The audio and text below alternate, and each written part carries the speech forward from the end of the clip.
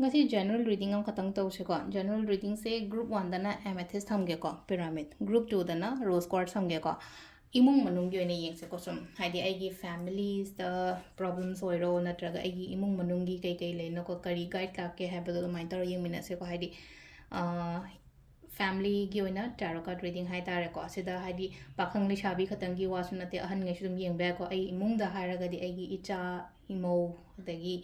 issue oiro ama oiro natraga haidi already married like o kano ta o kangbu ngai gi oina har so imung manung gi na sum general reading macha ama sum kari guide la ke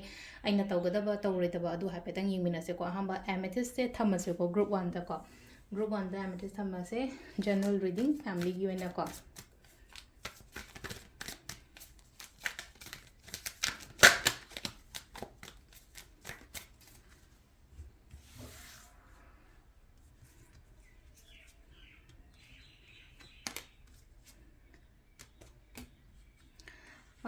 thawai katang nungaite ko toise haji hojikse thawai katang nungaite thabak inkhang yamna tappe thabak tawba matamda hojikan se aina khanba aina ningiba mayam se khudong jaba gumba yam ka hena lakpa oina oidabado oina oiko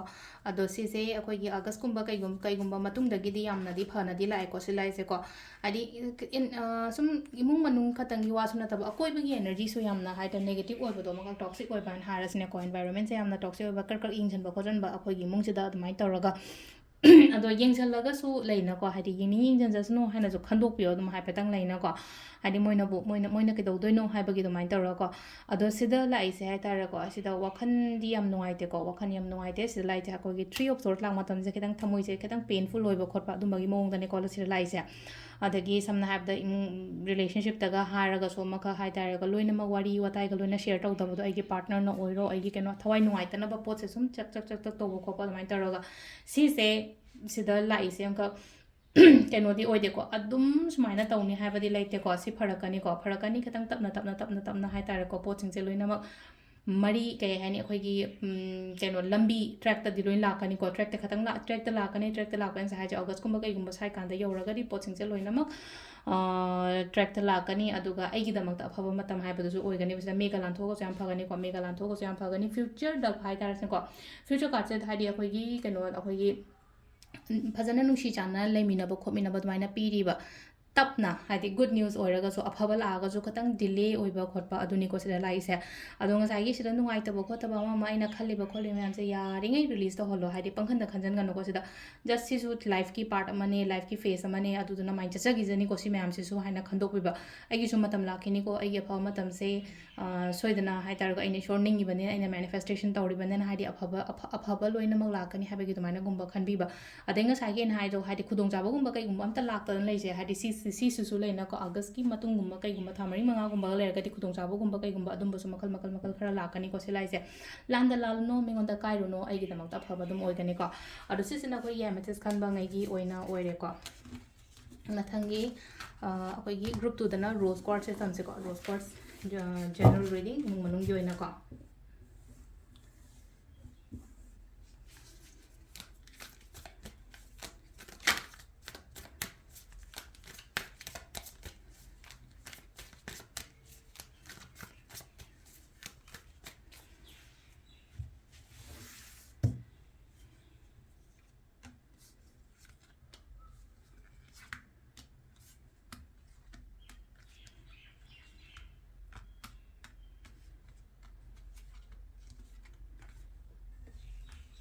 यारिगै अखोइगी मतम मांगन गनो हाइबगी आत्रदी हादि मी पुनबा खोटपा मा अदुमबदो सुंगाइरे को कितम मतम मांगन बा खोटलन दबा दुमाइना गुम्बा तौबीबा हादि अखोइगी इमुंग दसु दुम केनो नतबिदा दुम हादि अखोइना मी पुनबा खोटपा यामना तोइरगति अमका लेना आइगी थबा इंखांग द काइबा खोटपा हाइबा मसु लाइना का अमाइन तौरगा अदुगा खरा अमदना मोसेदा लेना को हादि अइना तौइसिबु आइसे फंगदोरिबा फंगोइदोरिबा ओइदोरिबा ओइरोइदोरिबा हाइबगी निंजिंग मांजिंग नबा दुमाइन लेको अदुसे सोइदना फंगनी को हादि पोचिंग दे योना खोइगी ngasai उसा सिंगजिदा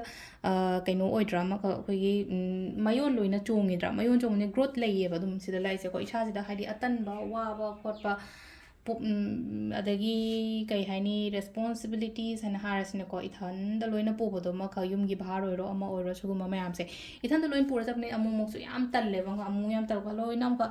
ꯄꯥꯝꯃꯛꯇꯕꯗꯣ ꯑꯃꯈꯛ ꯅꯨꯡꯉꯥꯏꯕꯒ ꯑꯝꯇ ꯄꯥꯝꯃꯛꯇꯕꯗꯣ ꯍꯥꯏꯕ ꯑꯃꯈꯛ ꯍꯥꯏꯗꯤ ꯅꯨꯡꯉꯥꯏꯕ ꯍꯥꯏꯕꯒꯤ ꯑꯥꯊ꯭ꯔꯗꯤ ꯂꯩꯅꯀꯣ ꯏꯃꯨꯡꯁꯤꯗ ꯂꯩꯅꯤꯡꯉꯛꯇꯕ ꯈꯣꯠꯅꯤꯡꯗꯕꯀꯣ ꯑꯗꯨꯝꯕ ꯃꯌꯥꯝ ꯑꯃ ꯐꯤꯜ ꯇꯧꯔꯛꯀꯅꯤꯀꯣ ꯂꯣꯏ ꯊꯥꯗꯣꯛꯑꯒ ꯆꯠꯅꯤꯡꯕ ꯈꯣꯠꯅꯤꯡꯕꯁꯦ ꯃꯤ ꯑꯃ ꯆꯠꯈ꯭ꯔꯤꯁꯦ ꯃꯃꯥꯏ ꯂꯩꯊꯣꯛꯑꯒ ꯆꯠꯈ꯭ꯔꯤꯁꯦꯀꯣ ꯁꯨꯃꯥꯏꯅ ꯆꯠꯀꯗꯕ ꯅꯠꯇꯦꯀꯣ ꯁꯤꯗ ꯆꯠꯈ꯭ꯔꯦ ꯍꯥꯏꯅ ꯍꯥꯏꯗꯤ ꯆꯠꯅꯤꯡꯉꯛꯄ ꯐꯥꯎꯕ ꯈꯣꯠꯄ ꯁꯤꯒꯨꯝꯕ ꯃꯌꯥꯝꯁꯦ ꯑꯗꯣ ꯋꯤꯗ꯭ꯔꯣ ꯇꯧꯊꯣꯛꯄ ꯌꯥꯗꯦ ꯁꯤꯆꯨꯋꯦꯁꯟꯁꯦ ꯐꯦꯁ ꯇꯧꯑꯣꯅ ꯍꯥꯏꯕꯅꯦꯕ ꯁꯤꯂꯥꯏꯁꯦꯀꯣ ꯐꯦꯁ ꯇꯧ ꯌꯦꯟꯊꯣꯛꯑꯣ ꯊꯕꯛꯇꯣ ꯃꯁꯥ ꯃꯁꯥꯒꯤ ꯏꯃꯨꯡꯗꯨꯗ ꯍꯥꯏꯗꯤ ꯃꯤ 5 ꯂꯩꯔꯦ ꯍꯥꯏꯕ ꯃꯇꯝꯗ ꯃꯤ 5ꯗꯨꯒꯤ ꯊꯕꯛꯇꯣ ꯑꯩ ꯏꯊꯟꯗ ꯇꯧꯒꯗꯕ ꯅꯠꯇꯦ ꯍꯥꯏꯗꯤ ꯃꯁꯥ ꯃꯁꯥꯗ ꯍꯥꯏꯗꯤ ꯍꯥꯏꯕꯗ ꯌꯥꯗ꯭ꯔꯒꯗꯤ ꯈꯨꯠ ꯊꯤꯜꯂ ꯇꯥꯛ ꯇꯥꯔꯦꯅ ꯅꯪ ꯁꯤ ꯇꯧꯅꯤ ꯁꯤ ꯇꯧꯕꯤꯔꯣ ꯁꯤ ꯇꯧꯕ ꯍꯥꯏꯗꯤ ꯑꯍꯟ ꯑꯣꯏꯔꯒꯅ ꯁꯤꯃꯗ ꯇꯧꯁꯟꯕꯤꯔꯣ ꯁꯤꯃꯗ ꯇꯧꯕꯤꯔꯣ ꯁꯤꯃꯗ ꯄꯥꯏꯕꯤꯔꯣ ꯍꯥꯏꯕꯅꯆꯤꯡꯕ ꯑꯗꯨꯃꯥꯏꯅ ꯇꯧꯔꯒ ꯑꯩꯗꯤ ꯍꯥꯏꯕ ꯇꯜꯂꯦ ꯑꯗꯨꯗꯨꯅ ꯑꯩꯗꯤ ꯑꯗꯨꯝ ꯇꯧꯖꯒꯦ ꯍꯥꯏꯔꯒꯗꯤ ꯑꯩꯗꯣ ꯑꯄꯪꯕ ꯇꯥꯔꯅꯤꯀꯣ ꯑꯗꯨꯗꯗꯤ ꯑꯄꯪꯕ ꯇꯥꯔꯅꯤ ꯍꯥꯏꯕꯒꯤ ꯌꯥꯗ꯭ꯔꯗꯤ ꯑꯗꯨꯝ ꯑꯩꯅ ꯂꯣꯏ ꯇꯧꯖꯔꯒꯗꯤ ꯑꯩ ꯑꯗꯨꯝ ꯄꯪꯋꯥꯗ ꯋꯥꯔꯒ ꯏꯁꯥ ꯏꯊꯟꯗ ꯑꯩꯒꯤ ꯇꯧꯒꯗꯕ ꯈꯣꯠꯀꯗꯕ ꯃꯌꯥꯝꯗꯨꯁꯨ ꯂꯣꯏꯅ ꯀꯥꯏꯔꯛꯄꯒꯨꯝꯕ ꯑꯣꯏꯅ ꯑꯣꯏꯕꯗꯣꯀꯣ ꯈꯔ ꯑꯃꯗꯁꯨ ꯂꯩꯀꯣ ꯍꯥꯏꯗꯤ ꯌꯥꯗꯦ ꯑꯃꯁꯨ ꯈꯪꯍꯜꯂꯨ ꯍꯥꯏꯗꯤ ꯑꯩ ꯃꯤꯁꯤꯡꯁꯤꯅ ꯍꯥꯏꯗꯤ ꯑꯩꯁꯦ ꯑꯗꯨꯝ ꯒ꯭ꯔꯥꯟꯇꯦꯠ ꯂꯧꯕꯒꯤ ꯇꯥꯏꯞꯇ ꯑꯗꯨꯝ ꯑꯃꯨꯛ ꯇꯧꯋꯦꯕ ꯈꯔ ꯑꯗꯨꯗꯨꯅ ꯍꯥꯏꯗꯤ ꯈꯤꯇꯪ ꯌꯥꯗꯦ ꯈꯣꯠꯇꯦ ꯍꯥꯏꯕ ꯑꯃꯁꯨ ꯈꯪꯍꯜꯂꯣꯀꯣ ꯑꯗꯨꯒ ꯑꯃꯁꯨ ꯂꯩꯅꯀꯣ ꯑꯩꯅ ꯉꯁꯥꯏ ꯍꯥꯏꯗꯤ ꯏꯊꯟꯗ ꯍꯥꯏꯇꯥꯔꯦꯀꯣ 1% ꯈꯛꯇꯪ ꯍꯥꯏꯗꯤ ꯍꯁꯕꯦꯟ ꯋꯥꯏꯐ ꯂꯩꯃꯤꯟꯅꯕ ꯃꯇꯝꯗ ꯉꯁꯥꯏꯒꯤ ꯋꯥꯏꯐꯁꯤꯅꯗꯪ ꯑꯗꯨꯝ ꯀꯩꯅꯣ ꯇꯧꯔꯒ ꯆꯠꯄ ꯁꯝꯅ ꯍꯥꯏꯕꯗ ꯃꯥ ꯃꯊꯟꯇ ꯑꯗꯨꯝ ꯄꯣꯠꯂꯨꯝꯁꯦ ꯄꯨꯔꯒ ꯆꯠꯄ ꯃꯥ ꯃꯊꯟꯇ ꯈꯛꯇꯪ ꯍꯣꯠꯅꯕ ꯑꯉꯥꯡꯒꯤ ꯑꯣꯏꯔꯣ ꯅꯨꯄꯤꯒꯤ ꯑꯣꯏꯔꯣ ꯑꯃ ꯑꯣꯏꯔꯁꯨ ꯂꯩꯁꯦꯀꯣ ꯑꯗꯨꯗꯨꯅ ꯈꯤꯇꯪ ꯌꯦꯟꯊꯣꯛꯄ ꯈꯣꯠꯇꯣꯛꯄ ꯑꯃꯁꯨ ꯗꯔꯀꯥꯔ ꯑꯣꯏ ꯑꯗꯨ ꯉꯁꯥꯏꯒꯤ ꯍꯥꯏꯗꯤ ꯑꯩꯅ ꯈꯜꯂꯤꯕ ꯑꯩꯅ ꯅꯤꯡꯉꯤꯕ ꯄꯣꯠꯁꯤꯁꯨ ꯐꯪꯗꯤ ꯐꯪꯒꯅꯤ ꯑꯗꯨꯒ ꯁꯤ ꯂꯩꯅꯀꯣ ꯏꯁꯥꯁꯦ ꯍꯩꯅꯤꯡꯉꯛꯇꯕ ꯇꯧꯅꯤꯡꯉꯛꯇꯕ ꯈꯔ ꯐꯥꯎꯔꯤꯁꯦ ꯌꯥꯔꯤꯉꯩ ꯁꯤꯒꯤ ꯂꯩꯅꯀꯣ ꯑꯩ ꯐꯪꯉꯝꯗꯥꯏꯁꯤꯗ ꯑꯣꯏꯔꯝꯗꯥꯏꯁꯤꯗ ꯀꯩꯗꯧꯕꯩ ꯇꯣꯛꯇꯣꯏꯅꯣ ꯍꯥꯏꯅ ꯈꯜꯂꯒ ꯑꯗꯨꯃꯥꯏꯅ ꯇꯧꯔ ꯆꯪꯁꯤꯟꯕꯤꯕ ꯁꯤꯒꯤ ꯄꯣꯠꯁꯦꯀꯣ ꯇꯪꯈꯥꯏ ꯍꯦꯟꯅ ꯆꯪꯁꯤꯜꯂꯛꯑꯕꯅꯦ ꯑꯩ ꯄꯣꯠ ꯆꯩ ꯐꯪꯗꯣꯔꯕꯅꯦ ꯍꯥꯏꯗꯤ ꯁꯝꯅ ꯍꯥꯏꯔꯕꯗ